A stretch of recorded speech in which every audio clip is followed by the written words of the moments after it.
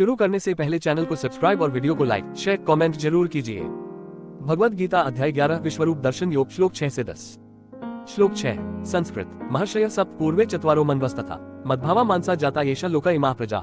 हिंदी अनुवाद 7 महान ऋषि, उनसे भी पूर्व 4 ऋषि और मनु, ये सब मेरे ही मन से उत्पन्न हुए हैं और इन्हीं से संसार की सारी प्रजा उत्पन्न हुई है।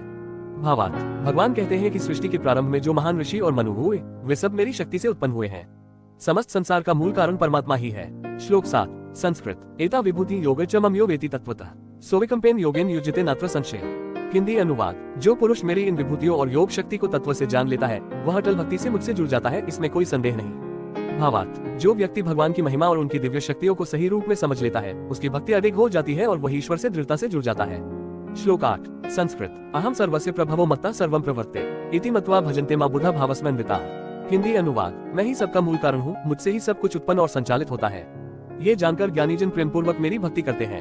भावार्थ, भगवान स्वयं को समस्त सृष्टि का कारण बताते हैं। जो ज्ञानी इस सत्य को समझ लेते हैं वे श्रद्धा और प्रेम से उनकी उपासना करते हैं। श्लोक 9 संस्कृत मच्चित्ता मद्गतप्राणा बोध्यन्तः परस्परम कथयन्तश्च मां नित्यं तुष्यन्ति च रमन्ति च। हिंदी अनुवाद जो भक्त अपना मन मुझ में लगाते हैं और प्राण भी मुझे समर्पित करते हैं वे आपस में मेरे विषय में चर्चा करते हुए सदा संतुष्ट और आनंदित रहते हैं। भावार्थ, सच्चे भक्तों का मन और जीवन भगवान में ही रमा रहता है।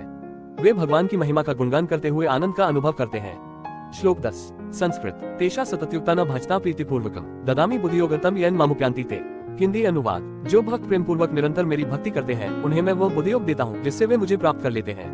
भावार्थ, भगवान कहते हैं कि जो प्रेम से उनकी भक्ति करता है उसे वे स्वयं सही समझ और मार्गदर्शन देते हैं जिससे वह अंततः परमात्मा को प्राप्त कर लेता है।